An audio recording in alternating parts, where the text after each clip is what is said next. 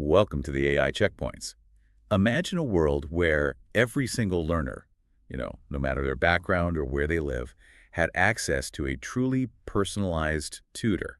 hmm What if AI could genuinely understand how you learn, adapting to your pace, your struggles, even celebrating those aha moments? It sounds almost like science fiction, doesn't it? It really does.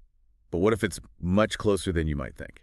Well, that vision is precisely what we're diving into today. We're focusing on some really cutting-edge work in generative AI for education. Right. Specifically, Google DeepMind's LearnLM tutor. It's all detailed in their recent paper towards responsible development of generative AI for education, an evaluation-driven approach. Right, the one just published. Yeah, it's a pretty foundational piece, really pushing the boundaries. Okay, let's unpack this then.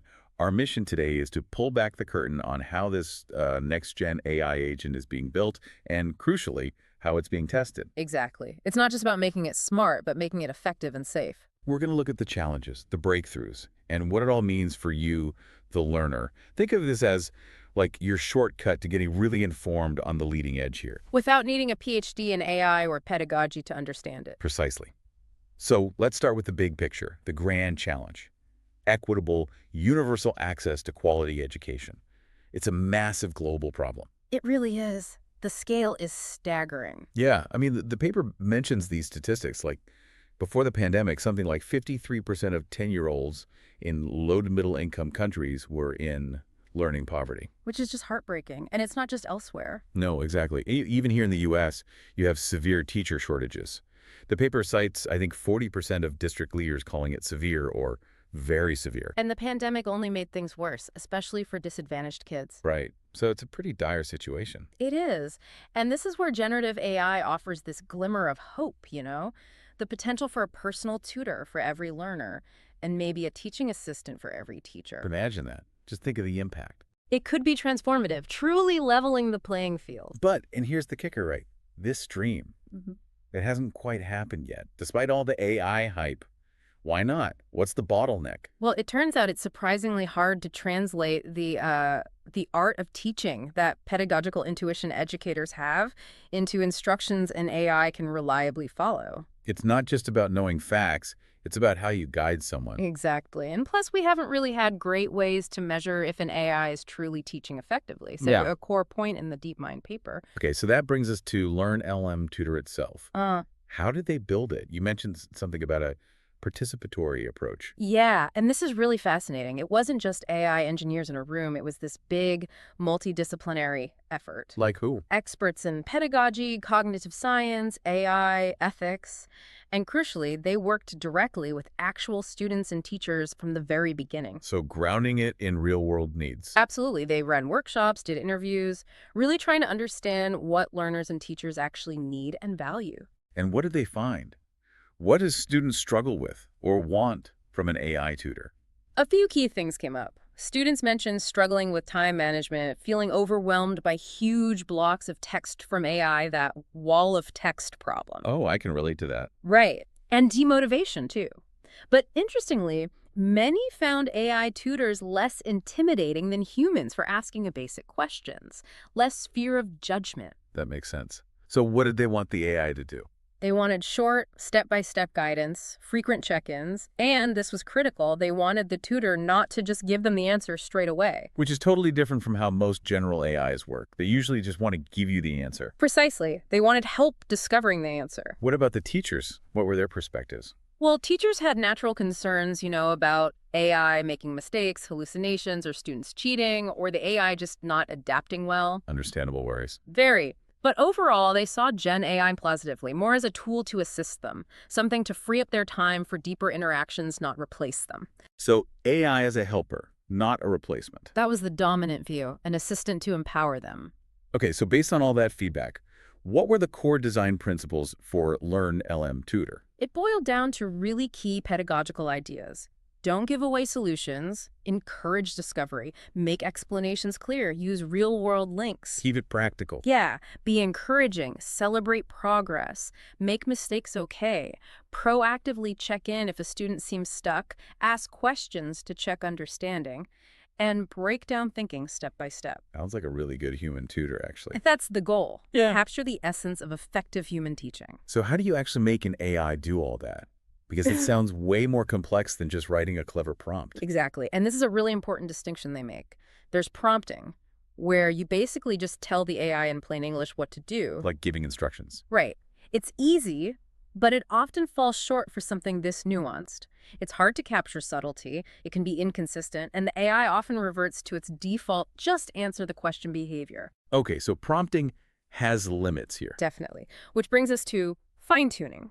This is where LearnLM Tutor really innovates. Fine-tuning, what does that involve? It means training the AI model on actual data that demonstrates good teaching behavior, showing it examples, essentially. Lots and lots of examples. Ah, so it learns the behavior from data rather than just being told. Precisely. It's much more computationally intensive, takes more effort, but it allows the AI to internalize the kind of intuition and reasoning good teachers use. It builds those skills into the model itself. Okay, that makes sense. So what kind of data did they use for this fine-tuning? It can't just be transcripts of random classes. No, it was a really interesting mix. They used some real anonymized human tutoring conversations, which can be messy but authentic. Real-world stuff. Yep. Then they added synthetic data like Gen AI roleplay, where humans carefully crafted dialogues to teach specific behaviors. Like targeted practice for the AI. Kind of, yeah. And also GSM-8K dialogue, which turns math problems into Socratic back-and-forth conversations. Guiding through questions. Exactly. And finally, a smaller set of very high-quality, human-written examples of ideal tutoring called golden conversations. Wow, that's quite a blend. Real, synthetic, role-play, ideal examples. It's this combination that seems to be the secret sauce, if you like. How so? Well, the thinking is the human data helps teach the style, the encouragement, the timing, the tone. The feel of good tutoring. Right. While the synthetic data helps fill in the substance, how to spot specific types of mistakes, how to guide towards a concept correctly, this blend is how they developed what they call good pedagogical behavior through fine-tuning. Got it. It's not just about knowing the subject, but knowing how to teach it effectively. Exactly right. Okay, so they built this fine-tuned tutor. The next huge question is, does it actually work? How do you even evaluate if an AI is a good teacher? That sounds incredibly difficult. It is. As we said, there's no single perfect way to measure teaching effectiveness, even for humans. So LearnLM Tutor used a really comprehensive strategy, mixing human judgment with automated methods. Okay, let's start with the human side, the gold standard, right? Right. They got direct feedback from learners, and the results were pretty clear. Learners consistently preferred LearnLM Tutor over a basic prompt-tuned version of Gemini 1.0. So the fine-tuning made a difference learners could feel. Yeah. One learner called it a helpful friend that knows a lot about one subject. Another, using a version at ASU Study Hall, even said they would have given up on the course sooner without it. Wow. That's powerful testimony. It really shows the potential impact. What about the teachers? Did they prefer it too? Overwhelmingly, yes. Educators rated LearnLM tutors higher across many different teaching dimensions, things like asking good questions, creating opportunities for students to jump in, helping them when they're stuck, promoting active learning, stimulating interest. So it wasn't just better according to learners, but also according to professional educators. Correct. It seemed to capture those key teaching instincts much better. Now, I remember reading an interesting little detail, though. Wasn't it rated slightly worse on things like speaking encouragingly? How does that fit? Yeah, that was an interesting nuance. It sometimes scored a bit lower on encouragement or identifying successes compared to the base model. Why would that be? The researchers think it might be because LearnLM Tutor was deliberately tuned to use shorter, more direct messages based on that earlier feedback about avoiding walls of text. Ah, so maybe less flowery encouragement to keep things concise. Possibly. Or it could also be related to overcoming the tendency of large language models to be overly agreeable or sycophantic. Trying to be more neutral and focused might slightly reduce overt praise. It's a tricky balance to strike. Interesting trade-off. Okay, what about the automatic evaluations? You mentioned those too. Right, these are super important for iterating quickly during development. They actually used other LLMs as critics to automatically rate the tutor's responses on different criteria. Using AI to evaluate AI. Essentially, yeah. It allows for much faster feedback loops than relying solely on human raters for everything. And what did these automated critics find? They also found LearnLM Tutor scored significantly higher than the base Gemini 1.0 on critical skills like promoting active engagement, spotting misconceptions, guiding students without giving the answer away, and staying on topic. So consistent results across both human and automatic checks. Pretty much, yeah. Strong evidence the fine-tuning was working as intended. And you mentioned it was particularly good with homework problems. Yes, especially procedural ones like in math or coding. Yeah. It was much better at noticing where a student went wrong in a partially correct solution and giving specific feedback to help them fix it. That's huge for learning how to actually solve problems. It's absolutely critical. It's about understanding the process, not just the final answer. Can you maybe bring this to life a bit? Like, give an example from the paper. Sure. Imagine a student gets a coding error like int cannot be dereferenced. Instead of just saying, here's the fix, LearnLM Tutor might say, okay, could you share your code? Let's debug it together. More collaborative. Exactly. Or another example, a student's confused about whether a range like 0 to 100 includes 100. The tutor clarifies patiently, maybe explains the inclusive part, and then asks, does that make more sense now? Checking for understanding. Right. It waits for that, yes, I think I finally get it moment from the student. It guides discovery. That's the key difference. It's a tutor, not just an answer machine. That distinction feels really important. It's not just about capability, is it? Mm. The paper talks a lot about responsibility. A huge amount. They stress that building these things isn't just a technical challenge, it's deeply about responsibility.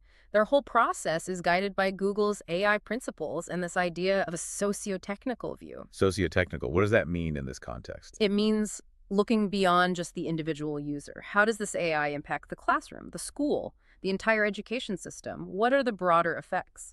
Okay, so thinking about the ripples, what does that look like practically? Well, a big part is rigorous impact assessment. Identifying the benefits, personalized help, better time management, a safe space for questions. This is the good stuff. Right. But also proactively identifying and planning for the risks. Things like the AI hallucinating or having biases or students becoming too dependent on it or academic integrity issues. Yeah. Even the risk of it displacing teachers. Tackling the potential downsides head on. Exactly. And then putting specific policies and technical fixes in place. For LearnLM Tutor, that meant things like avoiding anthropomorphism, having the AI pretend to be human. Why avoid that?